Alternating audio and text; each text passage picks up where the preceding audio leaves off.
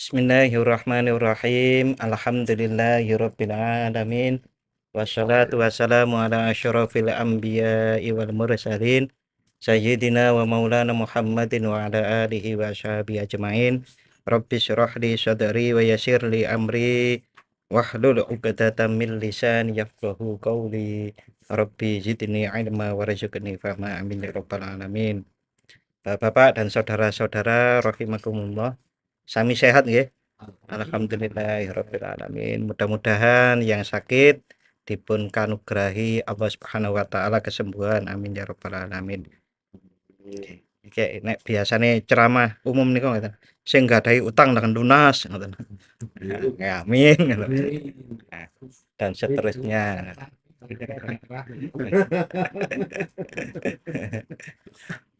Salawat serta salam semoga tetap terlimpahkan kepada Nabi Muhammad sallallahu alaihi wasallam.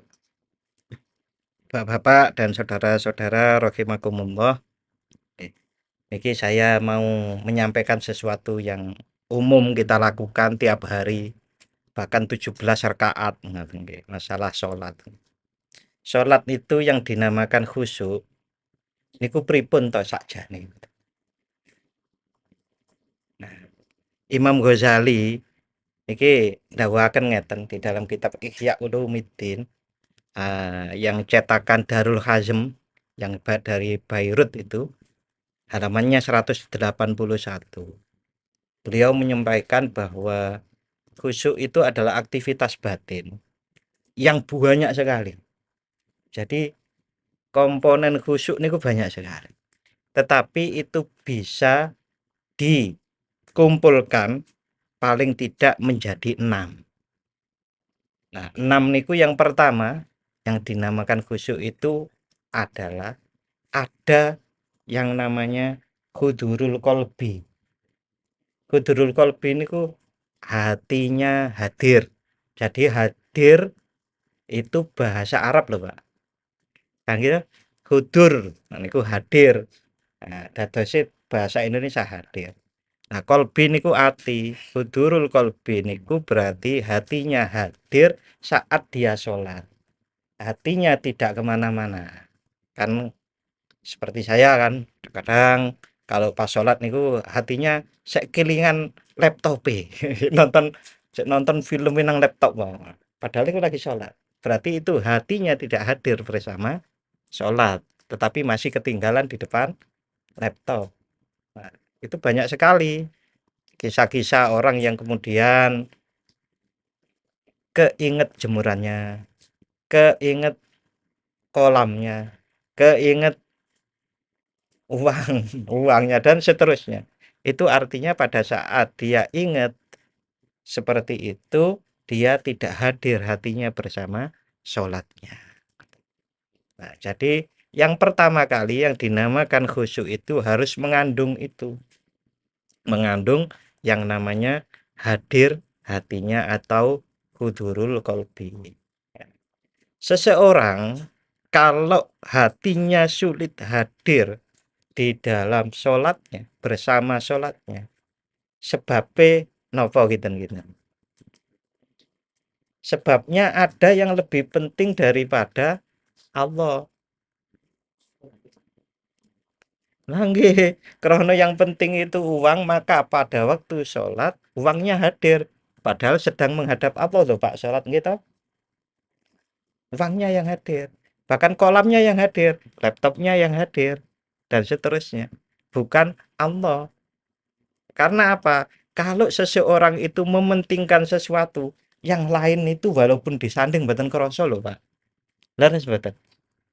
Nah, jenengan istriku yang tercinta gitu kan. Pada waktu seneng-senengnya sama istri niku, mertua niku lewat niku mboten ketok, Pak. Mboten. Karena apa? Istrinya yang terpenting. Nah, di dalam kehidupan ini kita itu sering nopo mementingkan selain Allah.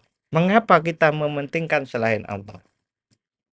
Karena kita kira peran Allah itu kalah dengan peran yang lain. Gitu. Pokoknya Kita keinget kolam kita. Kolam seakan-akan satu-satunya yang memberikan kita umpamanya keuntungan. Padahal kita itu tahu di dalam pikiran kita bahwasanya rezeki itu yang maringi Gusti Allah. Tapi karena keyakinan kita yang memberi rezeki itu Allah masih kurang kuat, masih kalah dengan kolamnya. Nah, kita juga umpamanya sama bos. Kita berperkara sama bos. Wah, bos itu sing bayari. Maaf gitu. Itu hampir setiap sholat itu mboten eling Gusti Allah. Piye carane cedhek maneh karo bos iki. Ngoten mawon. Kalau yang disenengi itu yang penting itu film di laptop tadi, nggih sing ketok filme. Wah, film Naga Bonar sampai pinten? Dadi misuwar nggih lho. Umpamane begitu. Kowe ngelawake kok apik, ngoten kelingan teng sholat. Nah, agar seseorang itu yang terpenting itu Allah, bukan yang lain-lainnya, maka harus ditekankan di hatinya semuanya itu dalam kekuasaan Allah, Allah yang ngatur. Oke, gampile ngeten Bapak-bapak. Umpami rezeki niku sami-sami 10 jutae. Tetapi kalau Allah mboten paring barokah, sing 10 juta mboten enten barokah, mboten tek manfaat biasa. Tetapi kalau dikasih barokah niku manfaati, membuat bahagia. Niku kan sing mari barokah Gusti Allah. Sehingga kita niku tidak tamak, tidak terlalu mementingkan kolam, meninggalkan sholatnya umpamanya. Tidak mementingkan kolam sampai gelut kali kancane, umpamanya begitu. Karena yang terpenting adalah Allah Subhanahu wa taala. Sakniki umpami nih, kalau kita tidak diciptakan Allah, mboten enten to Pak awak dhewe. Allah niku sentral. Wong Allah kalau nggak menciptakan kita, kita nggak ada. Kalau Allah nyabut nyawa kita, kita mati. Berarti sing paling kuwasa nih Gusti Allah, sing paling penting Gusti Allah. Nah, jadi saat kita mengelola kolam kita, bisnis kita, padi kita, sawah kita, kebun kita, dan seterusnya itu kita harus tetap ingat Allah pada waktu mengelola itu semua. Sehingga saat kita mengelolanya itu kita tidak gampang nabrak-nabrak sak ngawur-ngawure. Wis kalalaya angel kok karem tendang. Niku karena berpendapatnya bahwasannya yang penting itu rezekinya, bukan Gusti Allahnya. Allahnya. Tetapi kalau seseorang niku memahami, kemudian merasakan yang berperan dalam kehidupannya itu Allah, 100% Allah, yang lain niku lantaran-lantaran. Maka pada waktu sholat itu boten angel, Allahu Akbar hadir hatinya. Karena sejak sebelum sholat, 5 menit sebelum sholat, 10 menit sebelum sholat, sing penting Gusti Allah. Sejam sebelum sholat, sing penting Gusti Allah. Sepanjang waktu sing penting Gusti Allah. Otomatis pada waktu sholat Allahu Akbar gampil. Lah sing angel kan niku wau, Pak. Bahwa yang berperan itu cuma Allah. Lah, caranya bagaimana? Satu, nggih, nek pengalaman saya diilmoni, Pak. Jadi ibaratnya Al-Qur'an itu diwolak-walik, dipahami. Seumpami jenengan belum bisa baca bahasa Indonesianya mawon mboten napa-napa. Mboten napa-napa. Daripada ndelek tafsire sik larang to. Mungkin tafsire tanget Pak Herman. Aku kok urung pahami ya. Tanya Pak Herman, tafsire akeh ngoten omahe. Bukune deret-deret. Nah, sementara terjemahannya yang ada di hampir setiap Al-Qur'an sakniki enten terjemahane kok, Pak. Segala puji bagi Allah. Pak Mani gitu. Pun paham? Iya. Saat ditanya, "Oh, napa segala puji bagi Allah?" Ya segala puji bagi Allah. Tapi sebetulnya kalau didalami nanti bisa menjelaskan, Pak. Segala itu mencakup semua. namanya semua itu tidak ada yang tersisa wong semua. Berarti semua pujian hanya untuk Allah. Lah niku tindak lanjutnya. Awal-awal tafsir mau napa terjemahane mboten napa-napa untuk memancing kita ingin lebih tahu. Diwolak-walik nek perlu distabilo. Ampun wedi. Nek riyen kan Al-Qur'an kok diorat-orat mboten niki Al-Qur'an dipelajari caranya dengan stabilo. Dikasih catatan mboten napa-napa. Ngoten. Nah, kalau pun ngaji kemudian dibuktikan. Dibuktikan ngajinya. Dibuktikan dengan apa? Dengan ngelakoni. Nah, kadang kala kita niku sampun ngelakoni tapi ilmune keri.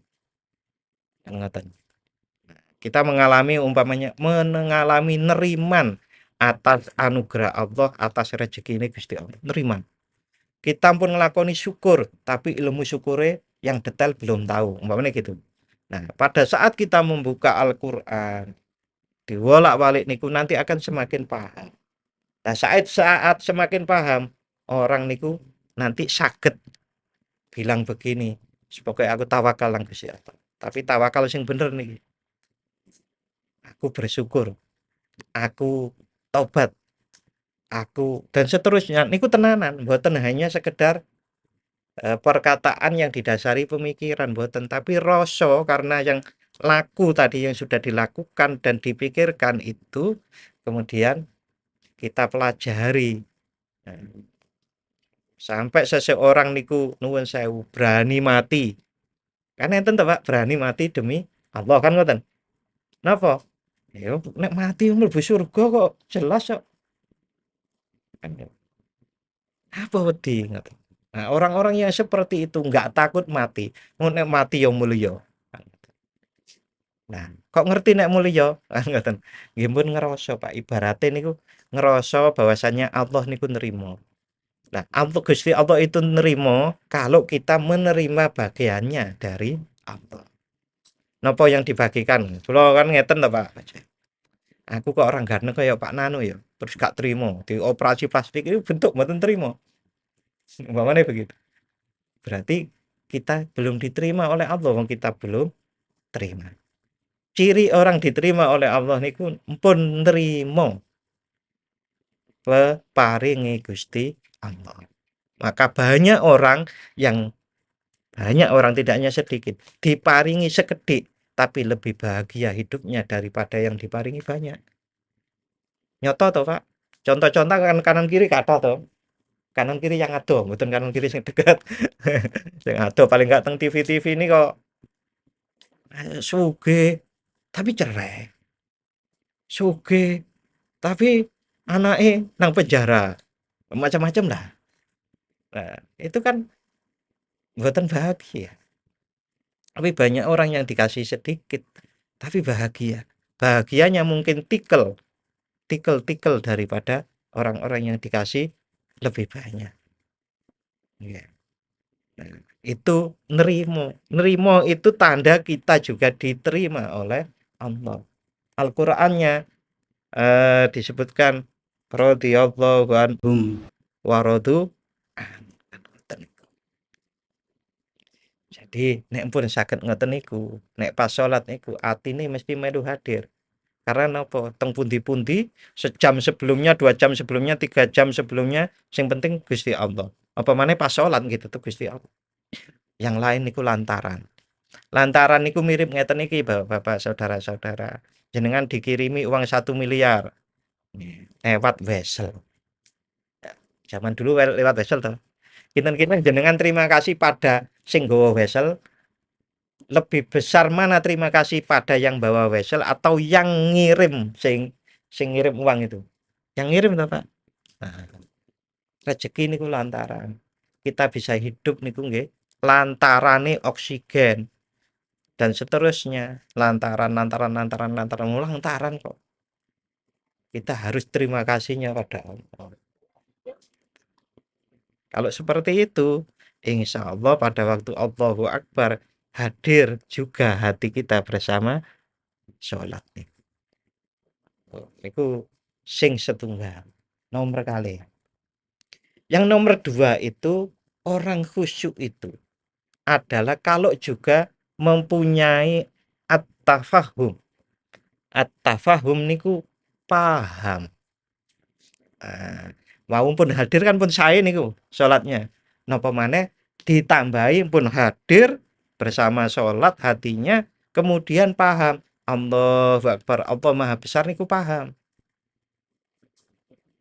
Napa Allah Maha Besar? Yang tadi saya sampaikan. Gak ono sing luwih penting kecuali Gusti. Gak ada yang lebih kuasa kecuali Allah. Gak ada yang Maha Pemberi rezeki kecuali Allah. Berarti kan Maha Besar kan niku. Berarti nek ampun Allahu Akbar Maha Besar wis kabeh nyingkre. Oh, gak penting kabeh, yang penting Gusti Allah kan ngoten. Paham. Paham ucapan. Kemudian kita doa iftitah. Paham gitu. Umpamanya doa iftitahnya yang pakai Allahu Akbar kabira walhamdulillahi katsira. Niku yang diucapkan paham. Mengucapkan Bismillahirrahmanirrahim. Alhamdulillahirabbil alamin. Ar-Rahmanir-Rahim. Niku paham. Nek niku paham, Pak. Nek niku paham. Baru dua loh niku. Niku salat niku Gusti Allah pun paring salat niku penak. Mboten salat mboten penak. Kok salat mboten penak napa, Pak? Lah kemerungsung umpamanya begitu. Niku pun enak baru dua niku. Salat niku pun enak. Nggih. Semua niku cara memahaminya bagaimana? Nggih, nggih dipelajari. Kan ngoten. Kapan melajarinya? Bakda salat maghrib. Mboten usah bali. Pak Nanu dicegat, ayo belajar. Ngoten nek perlu. Mboten mung malam Sabtu tok. Kan ngoten. Perlu tiap habis maghrib. Ampun kata-kata. Nek kata-kata mungkin repot. Habis maghrib niku lho, sendiri mawon sama Pak Nanu. Berdua nanti Pak Herman sama siapa ngoten. Nanti kalau banyak butuh ngelek kopi. Nggih. Nah, nggih, yang malam Sabtu seperti ini biar yang tambahan kalau mau serius ya habis maghrib atau habis isya, habis sholat niku. Pinten jam? 15 menit mawon cukup. Tapi rutin. Janjane Ar-Rahmanir-Rahim. Itu apa sih maknanya? Allah yang Maha Pengasih, Allah yang Maha Penyayang. Maha Pengasih kaya piye? Maha Penyayang itu kaya piye? Iku dipahami. Allah niku Maha Kasih. Maha Kasih niku ngasih lho. Nah, Allah niku kan Maha Pengasih. Maha itu pemahaman saya, nah yang namanya maha itu adalah ungkapan karena kita tidak mampu menjangkau batasnya. Jadi kalau Allah itu Maha Pengasih, pengasihnya Allah itu kita tidak mampu menjangkau batasnya pengasihnya. Allah Maha Penyayang, kita juga tidak tahu batasnya penyayangnya Allah. Sampai diibaratkan Ar-Rahmannya Allah itu kalau jari kita masukkan ke laut, kita tarik, yang ada di jari kita, basahnya dari air laut, itulah pengasihnya Allah, Ar-Rahmannya Allah yang sudah dibagi ke dunia ini mulai Nabi Adam nanti sampai hari kiamat. Niku baru satu ya. Jenengan sakit ngukur pinten liter laut. Padahal banyak mungkin tempat yang kita juga nggak tahu dalamnya dan seterusnya. Niku maha itu kita karena tidak mampu menjangkaunya. Allah juga maha pemberi rezeki. Allah juga maha pandai. Allah juga maha agung dan seterusnya. Itu pelajari sedikit demi sedikit demi sedikit. Dan saya yakin mengapa kok tidak ada orang langsung digawe sholat langsung khusyuk. Nek menurut saya Pak, niku kayak orang kalau langsung dibuat khusyuk oleh Allah gitu. Seperti kena sengat listrik ribuan kilowatt. Langsung ke Mboten kiye. Orang langsung dibuat paham oleh Allah Al-Qur'an. Nggih kayak ngesok niki timbon niki botol. sulit. Kehidupan ini, pelan-pelan kehidupan ini itu adalah kita dikasih oleh Allah pelajaran sedikit demi sedikit demi sedikit. Oleh karenanya, ini, wasilahnya atau perantaranya belajar itu. Dan kita tidak boleh ngemingke orang lain. Karena bisa jadi orang yang belajarnya mulainya lebih lambat dari kita, tapi dia rutin, serius. Kita mungkin lebih dulu, ngoten, tapi kadang leda-lede. Umpamanya begitu. Lalu, ini yang barusan saja berangkat, bisa jadi ilmunya lebih banyak. Matinya membawa lebih banyak kekhusyuan daripada orang yang belajarnya lebih lama tapi benar serius. Nah, itu sedikit demi sedikit demi sedikit. Sebagaimana uang 1.000, tapi kalau tiap hari 1.000, 1.000, 1.000, 1.000, 1.000, 10.000, baru nu mandek sebulan. 10.000, nggih tetep sing 1.000, 1.000, 1.000 tapi bendina ta, Pak. Nah, ilmu juga begitu. Ilmu niku tidak hanya dikumpulkan dan dihafal, tapi perlu dipikirkan. Nah, saat itu dipikirkan nanti akan menjadi tertata. Di hati niku nempel. Itu nanti akan paham. Hadir hati, kemudian paham. Itu pun saya sangat toh nggih. Saya sangat. Nah, yang ketiga no. Kalau orang niku pada waktu sholat sudah hadir hatinya dan faham apa yang dibaca, faham dengan maksud gerakannya, insya Allah nanti akhirnya akan menjadi mengagungkan Allah. Atau sebutannya disebut sebagai at-ta'zim. At-ta'zim, takzim ini kalau Pak. Kita mengagungkan Allah. Ampun hadir, pun faham, insya Allah akan muncul ketakziman atau pengagungan kita kepada Allah. Contoh ilustrasi gambaran. Jenengan kalau sekarang umpami ke tiba-tiba HB ini contohnya HB 9 mawon ya sing pun banten enten HB 9 hadir ngene mriki kita kan takdim toh Pak karena tahu HB 9 itu ya raja, HB 9 itu baik, HB 9 itu peduli, empati pada orang-orang kecil, maka kita takdim. Takdim niku nggih takdim niku apalagi Allah. Allah niku pinten kali lipate habis 9 gitu gitu. Nah, kalau paham, Pak, paham Allah itu biasanya bahasa kerennya disebut ma'rifat. Ma'rifatullah. Kerennya niku bahasa. Paham kan terus jadi kenal. Paham ma'rifat kepada Allah. Maka takzim itu hadir dengan tiba-tiba. Kalau di dalam Al-Qur'an itu sering disebut idza dzukirallahu wajilat qulubuhum. Saat disebut nama Allah, saat ingat Allah, hatinya bergetar. Bergetar itu karena mengagungkan, nanti juga bisa bergetar karena rasa haibah atau segan kepada Allah Subhanahu wa taala. Iki pun tiga ya. Jadi kita selingi nggih. Iki kadosé abot niki. Enggak ditirakan.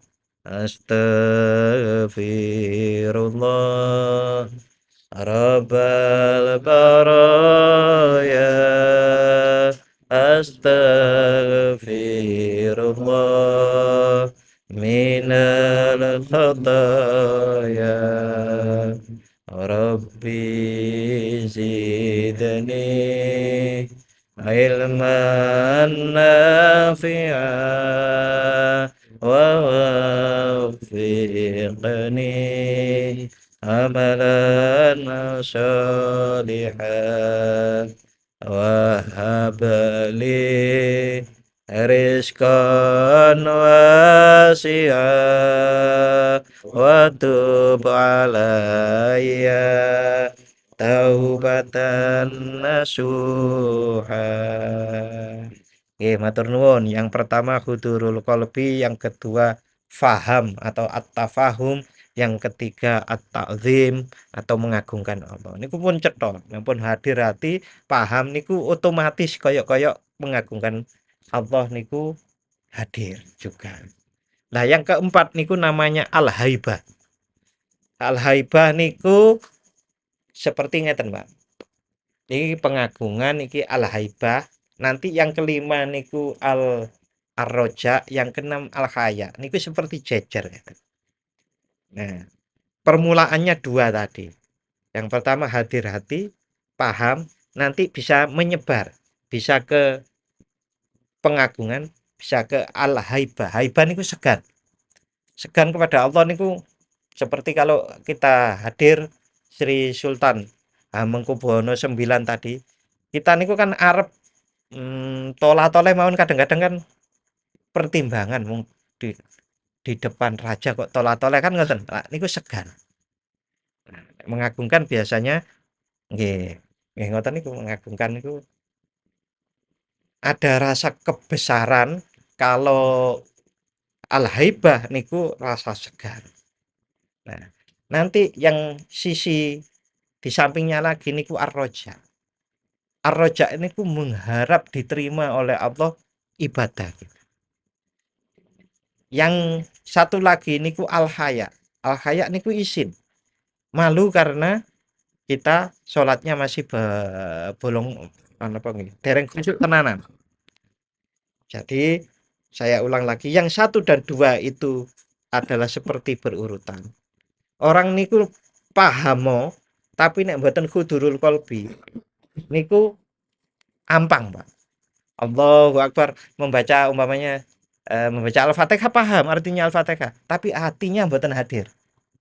Niku ampang, masih ampang.